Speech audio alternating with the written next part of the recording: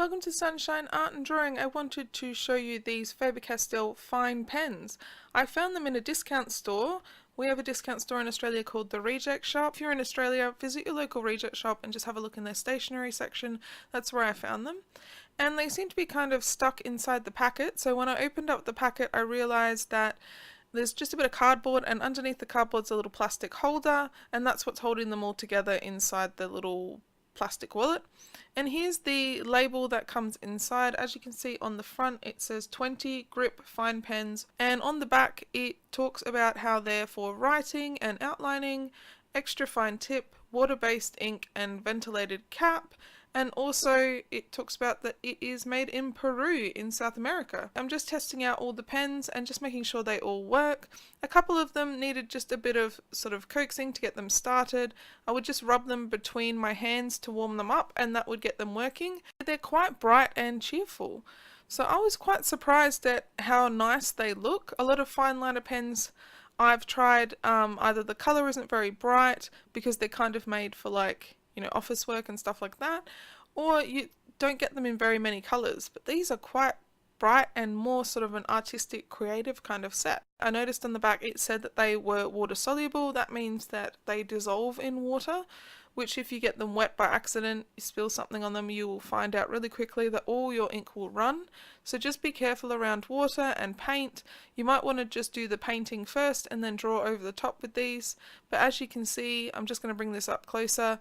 All of them run when you touch them with water, although it can give a really pretty effect. I coloured a page from a colouring in book, and I'll show you that at the end, and I used water to kind of accent it and make it look a bit watercolory, and it looked really pretty. So I'm going to be using the pens to do little sort of doodles and drawing and colouring in sections. I want to leave a lot of white space in this, and I won't be doing the background because I want to show off sort of the intricate nature of these fine pens and just do little sections in different colours so you can see all of the colours. I made sure to use all of the colours at least once and do a little section in each one. And I'm starting from the tail, and I'm going to be working my way up the sort of the body of the dolphin, then doing the fins and the face. And any spots where I leave a lot of white, I just put some little spots, like little dots, to show that kind of like area has a little bit of colour. And I wanted to use all different colours, make this dolphin a little bit sort of whimsical and cute.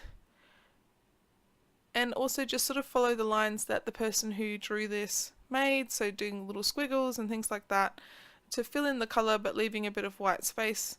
These pens are really good for that kind of like Zentangle, Zen drawing and mandalas. Because of the fact that they're so fine, you can get them into all the little tiny spaces that these lovely artists draw for us. And I think they'd be really good for back to school as well.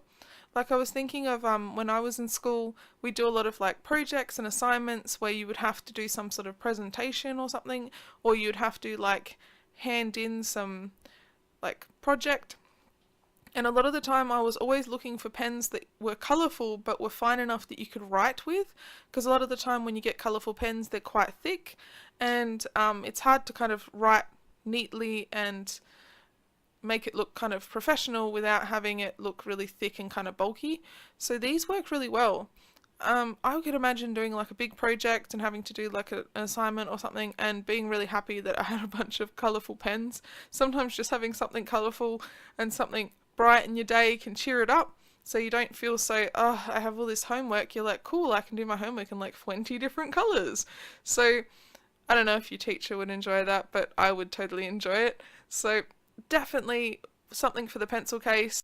Other than that, I think these would be really good for things like bullet journaling, for doing those adult Zen adult colouring in books, which are really intricate tiny mandalas and patterns. These would be great for that. And also they are like really good for things like schoolwork and homework, university and college. They're really good for like taking notes or accenting things where you want to kind of help your brain a little bit, or you want to make it look really fancy for a project or an assignment. You can do that with these pens. But bullet journaling as well, and scheduling. I know that like those bullet journal fanatics out there love a good set of pens that are sturdy and can travel well so that you can bullet journal on the go. And these are really nice. I reckon you could just put them in a small pencil case, carry them around with you, and they seem to work straight away as soon as you like start writing. They don't have any sort of skips or anything except for when I first opened them, and that's probably because they were sort of sitting still in the packet for so long. The ink had kind of sat still and sort of frozen in place, and when I warmed it up it worked well. And you can do really fine little wiggly lines, you can do little stars and dots and that sort of thing, and you can also colour over the top of other colours so they don't run into each other very much. So if you did like a yellow section and then you drew a bit of black over the top, it might spread a tiny bit but not very far. And I found them really, really pretty. They're sort of like a new favourite thing for me at the moment.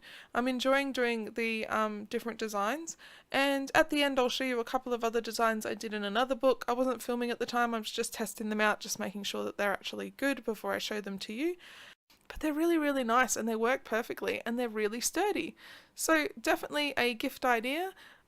If you guys would like to see any other products, definitely leave me a comment below. Let me know what you would like to see.